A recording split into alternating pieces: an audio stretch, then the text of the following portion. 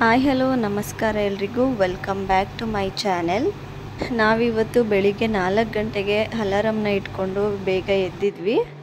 ನಮಗೆ ಬೆಳಿಗ್ಗೆ 7 ಗಂಟೆಗೆ ಟ್ರೈನ್ ಇದ್ದಿದ್ದರಿಂದ ಸ್ವಲ್ಪ ಬೇಗನೆ ಎದ್ದಿದ್ವಿ. ಊರಿಂದ ಬಂದು ಈಗಷ್ಟೇ 1 ತಿಂಗಳು ಆಗ್ತಾ ಬಂದಿದೆ. ಮತ್ತೆ ಟ್ರೈನಲ್ಲಿ ಎಲ್ಲಿ ಹೋಗ್ತಿದ್ದೀವಿ ಅಂತ ಹೇಳಿ ಮುಂದೆ ವಿಡಿಯೋ ನೋಡ್ತಾ ಹೋದರೆ ನಿಮಗೆ ಗೊತ್ತಾಗುತ್ತೆ. ಇನ್ನು ನಾನು ನನ್ನ ಹಸ್ಬೆಂಡು ಬೆಳಿಗ್ಗೆ 4 ಗಂಟೆಗೆ ಎದ್ದಿದ್ವಿ. ಟ್ರೈನ್ ಜರ್ನಿ ಅಂತ ಹೇಳಿದ್ರೆ ನಿಮಗೆ ಗೊತ್ತಿರೋ ಹಾಗೆ ಊಟ ತಿಂಡಿನೆಲ್ಲ ಮನೆಯಿಂದನೇ ತೊಗೊಂಡು ಹೋಗೋದ್ರಿಂದ ಚಪಾತಿನ ನೈಟಲ್ಲೇ ಮಾಡಿ ಇಟ್ಕೊಂಡಿದ್ದೆ. ಮತ್ತು ಬೆಳಿಗ್ಗೆ ಬೇಗ ಎದ್ದು ಟೊಮೆಟೊ ಗೊಜ್ಜನ್ನ ಮಾಡಿಕೊಂಡು ಮಕ್ಕಳಿಗೆ ಹಾಲು ಕೂಡ ಬಿಸಿ ಮಾಡಿಟ್ಟು ಮನೆಯೆಲ್ಲ ನೀಟಾಗಿ ಕಸ ಎಲ್ಲ ಗುಡಿಸಿ ಮನೆಯೆಲ್ಲ ಒರೆಸಿ ಫ್ರೆಶ್ ಅಪ್ ಆಗಿ ಬಂದು ಮಕ್ಳುಗಳನ್ನು ಕೂಡ ಎಬ್ಬಿಸಿ ಅವ್ರಿಗೂ ಕೂಡ ಸ್ನಾನ ಮಾಡಿಸಿ ಎಲ್ಲ ಬಟ್ಟೆ ಎಲ್ಲ ಹಾಕಿ ರೆಡಿ ಮಾಡಿದೆ. ಅಷ್ಟರಲ್ಲಿ ನನ್ನ ಹಸ್ಬೆಂಡು ಕೂಡ ಸ್ನಾನಕ್ಕೆ ಹೋಗಿದ್ರು. ಅವ್ರು ಬರೋ ಅಷ್ಟರಲ್ಲಿ ಪೂಜೆಗೆಲ್ಲ ರೆಡಿ ಮಾಡಿಬಿಡೋಣ ಅಂತ ಹೇಳಿ ಮಾಡ್ಕೊತಿದ್ದೀನಿ. ಅವ್ರು ಬಂದ ತಕ್ಷಣ ದೀಪ ಹಚ್ಚಿ ಹೊರಡೋಣ ಅಂತ ಹೇಳಿ ಟೈಮ್ ಆಗಿತ್ತು. ಅಷ್ಟರಲ್ಲಾಗಲೇ 5:15 5:45 ಅಷ್ಟಾಗಿತ್ತು. ಅವ್ರು ಬಂದ ತಕ್ಷಣ ಈಗ ದೀಪನ ಹಚ್ಚಿ ಪೂಜೆ ಮಾಡ್ಕೊತಾ ಇದ್ದೀವಿ. ಮನೆಯಿಂದ ಈ ಥರ ಎಲ್ಲಿಗಾದರೂ ಹೊರಗಡೆ ಹೊರಡೋಕ್ಕೆ ಮುಂಚೆ ಮನೇಲಿ ಫಸ್ಟು ಪೂಜೆನ ಮುಗಿಸಿ ಆಮೇಲೆ ಎಲ್ಲಾದರೂ ಹೊರಗೆ ಹೋಗೋದ್ರಿಂದ ಮನಸ್ಸಿಗೆ ಒಂಥರ ನೆಮ್ಮದಿ, ಖುಷಿ, ಆ ದಿನ ಪೂರ್ತಿ ಖುಷಿಯಾಗಿ ಇರುತ್ತೆ ಅಂತಲೇ ಹೇಳ್ತೀನಿ. ಇನ್ನು ಪೂಜೆ ಎಲ್ಲ ಮುಗಿಸ್ಕೊಂಡಿದ್ದಾದಮೇಲೆ ಬ್ಯಾಗ್ಗೆ ಊಟ ತಿಂಡಿದು ಬಾಕ್ಸು ಹಾಗೆ ವಾಟ್ರ್ ಬಾಟ್ಲು ಎಲ್ಲ ತೆಗೆದು ಇಟ್ಕೊತಾ ಇದ್ದೀನಿ. ಈ ಸರಿ ಲಗೇಜ್ ಏನು ಅಷ್ಟು ಜಾಸ್ತಿ ಇರಲಿಲ್ಲ ನಮ್ಮದು. ಒಂದು ಬ್ಯಾಗಲ್ಲಿ ಪೂರ್ತಿ 4 ಜನದ್ದು ಬಟ್ಟೆ ಎಲ್ಲ ಬಂದಿತ್ತು. ಇನ್ನೊಂದು ಬ್ಯಾಗಲ್ಲಿ ಈ ಥರ ಊಟ ತಿಂಡಿ ಮನೇಲಿದ್ದಿದ್ದು ಸ್ವಲ್ಪ ಹಣ್ಣುಗಳು, ನೀರು ಇದನ್ನೆಲ್ಲ ಇಟ್ಕೊಂಡಿದ್ವಿ ಅಷ್ಟೇ. 2 ಬ್ಯಾಗ್, ಇಬ್ಬರು ಒಂದೊಂದು ಬ್ಯಾಗ್ನ ಹಾಕ್ಕೊಳ್ಳೋಣ ಅಂತೇಳಿ 2 ಬ್ಯಾಗ್ನ ಮಾಡ್ಕೊಂಡಿದ್ವಿ. ಲಗೇಜ್ ಏನು ಅಷ್ಟು ರಿಸ್ಕ್ ಅನಿಸಿಲ್ಲ ಈ ಸರಿ.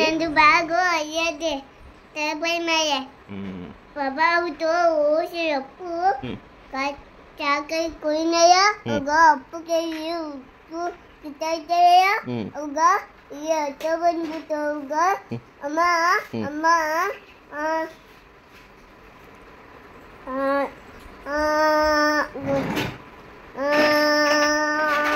ಕಾರ್ಪುಡಿ ಅಪ್ಪು ತೊಪ್ಪುಗೆ ಕಾರ್ಪುಡಿ ಹಾಕಿಲ್ಲ, ಅರ್ಶಿನದ ಪುಡಿ. ಕಾರ್ಪುಡಿ ಅಲ್ಲ, ಅರ್ಶಿನದ ಪುಡಿ. ಅಪ್ಪುಗೆ ಹಾಕ್ಬಿಟ್ಟು ಕೈಯಲ್ಲಿ ಒಯ್ಯಕ್ಕೆ ಹಾಕ್ಬಿಟ್ಟು ಕವರ್ಗೆ ಇದನ್ನು ಅಯ್ಯನು ಹಾಕ್ಬಿಟ್ಟು ಕವರ್ಗೆ. ಸರಿ, ಎಲ್ಲಿಗೆ ಹೋಗ್ತಾ ಇದೀರಿ?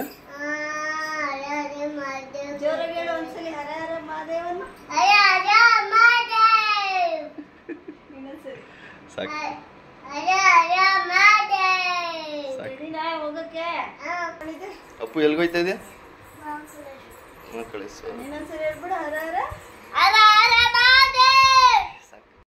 ಎಲ್ಲರೂ ರೆಡಿ ಆದ್ವಿ. ಅಷ್ಟರಲ್ಲಾಗಲೇ ಟೈಮ್ ಬಂದು 6 ಗಂಟೆ ಆಗಿತ್ತು. ನಾವು ಮನೆ ಬಿಟ್ಟಾಗ ಟೈಮ್ 6 ಗಂಟೆ.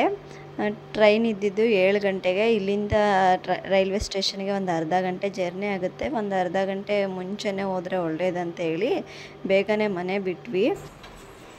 ನನ್ನ ಮೇಕಪ್ಪೇ ಕಾಣ್ತಾಯಿಲ್ಲ, ಬ್ಯಾತಿ ಒರೆಸ್ಕೊಂಡು ಬೆಳಿಗ್ಗೆ ಒಂದು 5 ಗಂಟೆ 6 ಗಂಟೆ ಟೈಮ್ ಆಗಿದ್ರು ಕೂಡ ಎಷ್ಟು ಸೆಕೆ ಅಂದರೆ ಕೆಲಸ ಏನು ಮಾಡೋಕ್ಕೆ ಆಗ್ತಾ ಇರಲಿಲ್ಲ. ಬೆಳಿಗ್ಗೆ ಅಷ್ಟು ಅರ್ಜೆಂಟಲ್ಲಿ ಕೆಲಸಗಳನ್ನ ಮಾಡ್ಕೊತಿದ್ದಕ್ಕೋ ಏನೋ ಗೊತ್ತಿಲ್ಲ, ತುಂಬಾ ಸೆಕೆ ಆಗ್ತಾಯಿತ್ತು. ಬೈಕಲ್ಲಿ ಕುತ್ಕೊಂಡು ಸ್ವಲ್ಪ ದೂರ ಬಂದ ಮೇಲೆ ಸ್ವಲ್ಪ ಸಮಾಧಾನ ಆಯಿತು. ಅಷ್ಟು ಸೆಕೆ ಈ ಕಡೆ ನಾವಿರೋ ಜಾಗದಲ್ಲಂತೂ. ಮತ್ತು ಇನ್ನೊಂದು, ಈ ಥರ ಹೊರಗಡೆ ಎಲ್ಲಾದರೂ ಟ್ರಿಪ್ಪಿಗೆ ಹೋಗಬೇಕಾದಾಗ ಎಲ್ಲಾದರೂ ಹೊರಗಡೆ ಹೋಗುವಾಗ ಲಗೇಜು ಮತ್ತು ಮಕ್ಕಳಿದ್ದಾರೆ ಅನ್ನೋವಾಗ ಲಗೇಜ್ನ ಆದಷ್ಟು ತುಂಬ ಕಡಿಮೆ ಅಂದರೆ ಕಡಿಮೆ ತೊಗೊಂಡು ಹೋಗೋದಕ್ಕೆ ಟ್ರೈ ಮಾಡಿ. ಯಾಕಂದರೆ ಲಗೇಜ್ನೂ ನೋಡಿಕೊಂಡು ಇತ್ತ ಮಕ್ಕಳನ್ನು ನೋಡ್ಕೊಂಡು ಹೋಗೋದಕ್ಕೆ ತುಂಬಾ ರಿಸ್ಕ್ ಆಗುತ್ತೆ. ಮತ್ತು ಲಗೇಜ್ ಎಲ್ಲ ಎಷ್ಟು ಕಡಿಮೆ ಇರುತ್ತೋ ಅಷ್ಟು ಫ್ರೀಯಾಗೆ ಓಡಾಡಿಕೊಂಡು ಟ್ರಿಪ್ನೆಲ್ಲ ಚೆನ್ನಾಗಿ ಎಂಜಾಯ್ ಮಾಡ್ಕೊಂಡು ಬರ್ಬೋದು ಅಂತಲೇ ಹೇಳ್ತೀನಿ.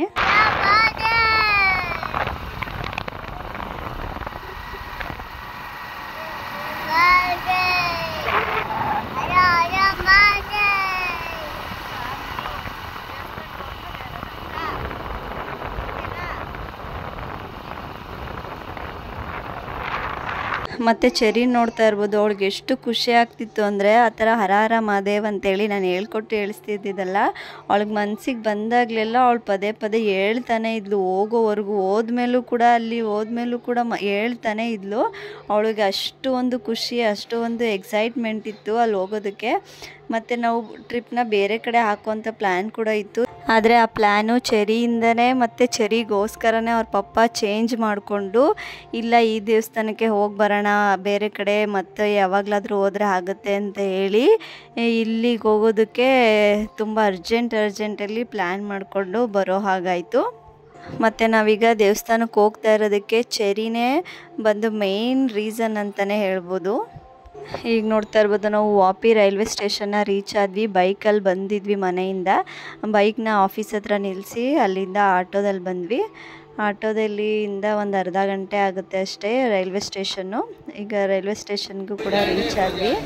ಟೈಮ್ ಕೂಡ ಇನ್ನೂ ಬೇಜಾನಿತ್ತು. ಒಂದು ಅರ್ಧ ಮುಕ್ಕಾಲು ಅವರು ಬೇಗನೆ ಬಂದಿದ್ವಿ. ಹಾಗಾಗಿ ನಿಧಾನಕ್ಕೆ ಹೋದ್ವಿ. ನಮ್ಮದು ಪ್ಲ್ಯಾಟ್ಫಾರ್ಮ್ ಎಲ್ಲಿದೆ, ಎಲ್ಲಿ ಬರುತ್ತೆ ಅಂತ ನೋಡಿಕೊಂಡು ನಿಧಾನಕ್ಕೆ ಆ ಜಾಗಕ್ಕೆ ಹೋದ್ವಿ. ಈಗ ಬಂದು ಟೈಮ್ ಒಂದು 6:30 ಆಗಿತ್ತಷ್ಟೇ. ಆದರೆ ಆ ಥರ ಅನಿಸ್ತಾನೆ ಇರಲಿಲ್ಲ.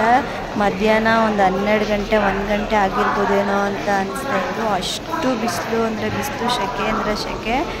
ನನಗಂತೂ ಎಲ್ಲಿ ಕೂತ್ಕೊತೀವಿ ಅನ್ನಿಸ್ತಾಯಿತ್ತು, ಅಷ್ಟು ಸೆಕೆ ಆಗ್ತಾಯಿತ್ತು. ಇನ್ನೂ ಈ ಕಡೆ ಎಲ್ಲ ಒಂದ್ಸರಿನೂ ಕೂಡ ಮಳೆ ಬಂದಿಲ್ಲ, ಅದಕ್ಕೋಸ್ಕರನೇ ಇಷ್ಟೊಂದು ಸೆಕೆ ಇರ್ಬೋದೇನೋ. ಒಂದ್ಸರಿನೂ ಕೂಡ ಇನ್ನೂ ಮಳೆನೇ ಬಂದಿಲ್ಲ. ನೋಡೋಣ ಯಾವಾಗ ಬರುತ್ತೋ, ಯಾವಾಗ ಈ ಸೆಕೆ ಎಲ್ಲ ಕಡಿಮೆ ಆಗುತ್ತೋ ಅಂತ ಯೋಚನೆ ಮಾಡೋಷ್ಟರಲ್ಲಿ ನಾವು ಹೋಗುವಂಥ ಟ್ರೈನ್ ಕೂಡ ಬಂತು. ನಾವು ಕೂಡ ಟ್ರೈನ ಹತ್ತಿದ್ವಿ. ಈ ಟ್ರೈನಲ್ಲಿ ಒಂದು 9 ಅವರಿಂದ 10 ಅವರ್ ಜರ್ನಿ ಇರುತ್ತೆ. ನಾವು ಅಲ್ಲಿ ಹೋಗಿ ತಲುಪೋ ಅಷ್ಟರಲ್ಲಿ ಒಂದು 10 ಅವರ್ ಅಂತೂ ಆಗೇ ಆಗುತ್ತೆ. ಅಂದರೆ ಬೆಳಿಗ್ಗೆ ನಾವು ಟ್ರೈನ್ ಹತ್ತಿದಾಗ 7 ಗಂಟೆ ಆಗಿತ್ತು. ಮತ್ತು ಇಳಿಯೋಂಥ ಟೈಮ್ ಬಂದು 5 ಗಂಟೆ. 5 ಗಂಟೆಗೆ ಇಳ್ಕೊತೀವಿ. ಅಷ್ಟರೊಳಗಡೆ 10 ಅವರ್ ಜರ್ನಿ ಆಗುತ್ತೆ.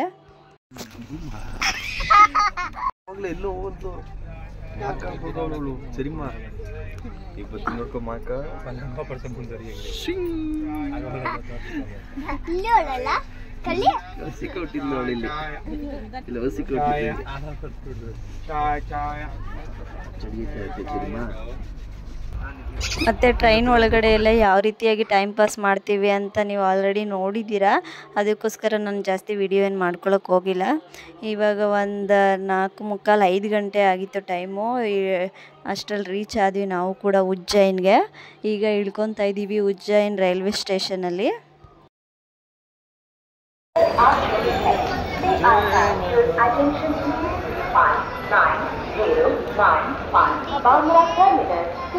ಎಲ್ಲಿ ಇಳ್ದ ನಾವೀಗ? ಉಜ್ಜಯಿನ್ ರೈಲ್ವೆ ಸ್ಟೇಷನಲ್ಲಿ ಇಳ್ಕೊಂಡಿದ್ದೀವಿ. ಈಗ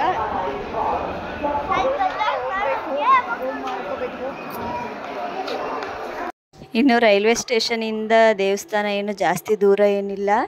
ಆಟೋದಲ್ಲಿ ಒಂದು 50 ರೂಪಾಯಿ ಕೊಟ್ಟರೆ ಆಟೋದವರು ಕರ್ಕೊಂಡು ಹೋಗಿಬಿಡ್ತಾರೆ ಒಂದು 10 ನಿಮಿಷದ ಒಳಗಡೆನೆ. ನಾವು ಕೂಡ ಒಂದು ಆಟೋ ನೋಡಿಕೊಂಡು ಆಟೋದಲ್ಲಿ ಹೋಗ್ತಿದ್ದೀವಿ. ನಾವು ಬಂದಿದ್ದೀವಿ ಉಜ್ಜಯಿನ್ಗೆ. ಉಜ್ಜಯಿನ್ ಮಹಾಕಾಳೇಶ್ವರ ಮಂದಿರ್. ಈ ದೇವಸ್ಥಾನ ಇರೋದು ಮಧ್ಯಪ್ರದೇಶದಲ್ಲಿ.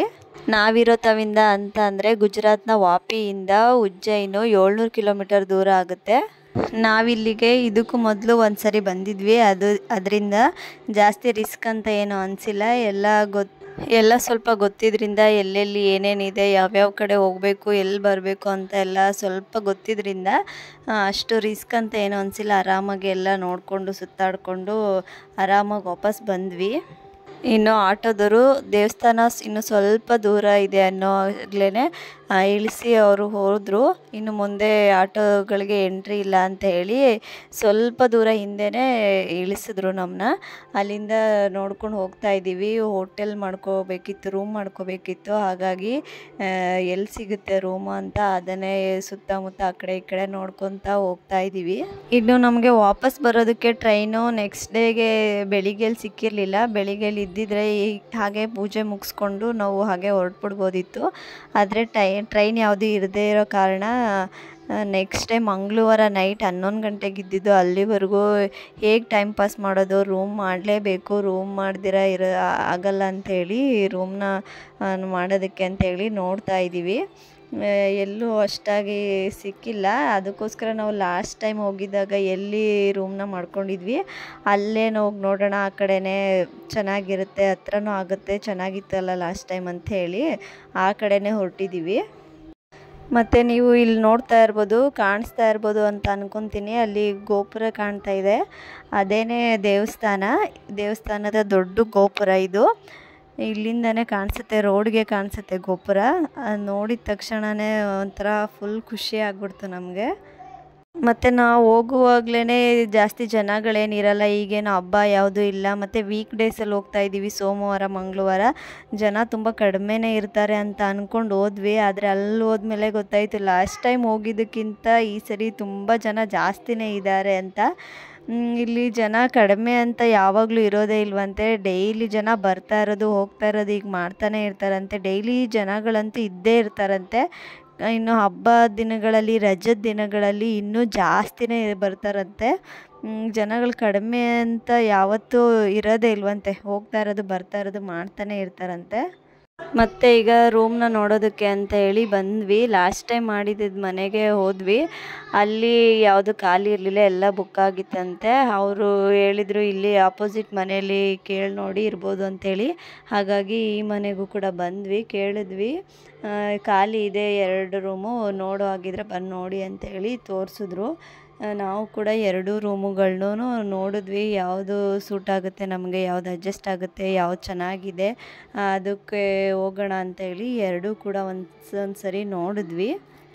2 ರೂಮ್ಗಳು ಕೂಡ ಚೆನ್ನಾಗೇ ಇದ್ದು, ಗಲೀಜು ಆ ಥರ ಎಲ್ಲ ಏನೂ ಇರಲಿಲ್ಲ, ನೀಟಾಗಿದ್ದು. 2 ಕೂಡ ನಮಗೆ ಇಷ್ಟ ಆಗಿತ್ತು. ಆದರೆ ಒಂದು ರೂಮು ಸ್ವಲ್ಪ ದೊಡ್ಡದಾಗಿತ್ತು, ಇನ್ನೊಂದು ರೂಮು ಸ್ವಲ್ಪ ಚಿಕ್ಕದಾಗಿತ್ತು.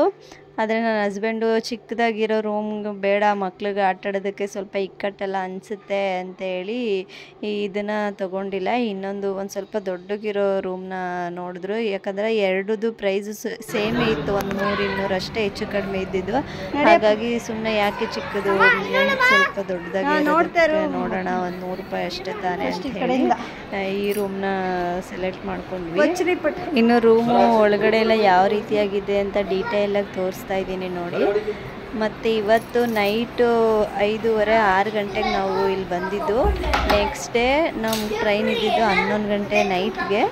ಅಲ್ಲಿವರೆಗೂ ಕೂಡ 10 ಗಂಟೆ ರಾತ್ರಿವರೆಗೂ ಕೂಡ ನಾವು ಇಲ್ಲೇ ಇರೋ ಥರ ಅವ್ರಿಗೆ ಹೇಳಿದ್ವಿ. ಅವರು ಆಲ್ಮೋಸ್ಟ್ ಎಲ್ಲ ಕಡೆ ಒಂದು ದಿನ, ಇವತ್ತು 6 ಗಂಟೆಗೆ ಚೆಕ್ ಇನ್ ಆದರೆ ನೆಕ್ಸ್ಟ್ ಡೇ 6 ಗಂಟೆಗೆ ಚೆಕ್ಔಟ್ ಮಾಡ್ಕೊಳ್ಳೋಕೆ ಹೇಳ್ತಾರೆ. ಆದರೆ ಇವರೇನು ಆ ಥರ ಹೇಳಿಲ್ಲ. ನಮಗೆ ಟ್ರೈನ್ ಇರೋದು 11 ಗಂಟೆಗೆ, 10 ಗಂಟೆಗೆ ಖಾಲಿ ಮಾಡ್ತೀವಿ ಅಂತ ಹೇಳಿದ್ದಕ್ಕೆ ಸರಿ ಅಂತೇಳಿ ಅವರು ಕೂಡ ಒಪ್ಕೊಂಡ್ರು. ಮತ್ತು ಈ ರೂಮ್ ನಮಗೆ ತುಂಬಾ ಇಷ್ಟ ಆಯಿತು. Double bed, mirror, TV, AC ಎಲ್ಲನೂ ಕೂಡ ಚೆನ್ನಾಗಿತ್ತು. ಹಾಗೆ ವಾಶ್ರೂಮ್ ಕೂಡ ನೋಡ್ಬೋದು ನೀವು, ತುಂಬಾ ನೀಟಾಗಿತ್ತು, ಗಲೀಜು ಆ ಥರ ಏನೂ ಇರಲಿಲ್ಲ, ನೀಟಾಗಿತ್ತು ಎಲ್ಲನೂ. ಹಾಗಾಗಿ ನಮಗೂ ಕೂಡ ಇಷ್ಟ ಆಯಿತು, ಓಕೆ ಅಂತ ಹೇಳಿ ಇದಕ್ಕೆ ಬಂದ್ವಿ. ಮತ್ತು ಈ ರೂಮ್ ಬಂದು ದೇವಸ್ಥಾನಕ್ಕೆ ತುಂಬ ಹತ್ತಿರದಲ್ಲಿದೆ. ಒಂದು 2-3 ನಿಮಿಷದ ಒಳಗಡೆನೇ ನಾವು ದೇವಸ್ಥಾನಕ್ಕೆ ಹೊರಟೋಗ್ಬಿಡ್ಬೋದು ಇಲ್ಲಿಂದ, ತುಂಬ ಹತ್ತಿರದಲ್ಲಿದೆ. ಇಲ್ಲಿ ತುಂಬ ಫೆಸಿಲಿಟೀಸ್ ಎಲ್ಲ ತುಂಬಾ ಚೆನ್ನಾಗಿದೆ. ದೇವಸ್ಥಾನದ ಹತ್ತಿರಲ್ಲೇ ಹೋಟ್ಲುಗಳು, ಈ ಥರ ರೂಮ್ ಫೆಸಿಲಿಟಿ ಎಲ್ಲನೂ ತುಂಬ ಚೆನ್ನಾಗಿದೆ. ಮತ್ತು ನಾವು ಇಲ್ಲಿಗೆ ಈ ದೇವಸ್ಥಾನಕ್ಕೆ ಈ ಟೈಮಲ್ಲಿ ಬರೋದಕ್ಕೆ ಒಂದು ಮೇನ್ ರೀಸನ್ ಇದೆ. ಅದನ್ನು ಏನು ಅಂತ ಹೇಳಿ ನಾನು ನೆಕ್ಸ್ಟ್ ವ್ಲಾಗಲ್ಲಿ ನಿಮ್ಮ ಜೊತೆ ಶೇರ್ ಮಾಡ್ಕೊತೀನಿ. ಮತ್ತು ಈ ವಿಡಿಯೋ ನಿಮಗೆ ಇಷ್ಟ ಆಗಿದರೆ ಪ್ಲೀಸ್ ಲೈಕ್, ಶೇರ್ ಮತ್ತು ಕಮೆಂಟ್ ಮಾಡಿ. ಮತ್ತು ನಿಮ್ಮ ಅನಿಸಿಕೆ, ಅಭಿಪ್ರಾಯ ಏನಾದರೂ ಇದ್ದರೆ ಕಮೆಂಟ್ ಮೂಲಕ ನನಗೆ ತಿಳಿಸಿ. ಮತ್ತು ರೂಮ್ನ ಚೆಕ್ ಇನ್ ಆದಮೇಲೆ ನಾವು ಏನೇನೆಲ್ಲ ಮಾಡಿದ್ವಿ ಮತ್ತು ದೇವ್ರ ದರ್ಶನ ಎಲ್ಲ ಹೇಗಾಯಿತು ಅಂತ ನಾನು ನೆಕ್ಸ್ಟ್ ವ್ಲಾಗಲ್ಲಿ ನಿಮ್ಮ ಜೊತೆ ಶೇರ್ ಮಾಡ್ಕೊತೀನಿ. ಈ ವಿಡಿಯೋ ನಿಮ್ಗೆ ಇಷ್ಟ ಆಗಿದರೆ ಪ್ಲೀಸ್ ಲೈಕ್ ಮಾಡಿ ಮತ್ತು ಸಪೋರ್ಟ್ ಮಾಡಿ. ಸಿಗ್ತೀನಿ ಮತ್ತೊಂದು ಹೊಸ ವ್ಲಾಗ್ ಜೊತೆ. ಅಲ್ಲಿವರೆಗೂ ಬಾಯ್. ನಮ್ಮ ಅಮ್ಮ ಚಾನಲ್ ಪ್ಲೀಸ್ ಲೈಕ್ ಮಾಡಿ, ಶೇರ್ ಮಾಡಿ, ಸಬ್ಸ್ಕ್ರೈಬ್ ಮಾಡಿಕೊಂಡು ಫಾಲೋ ಮಾಡಿ. Thank you. Bye bye. Bye bye. Please like ಮಾಡಿ, ಶೇರ್ ಮಾಡಿ.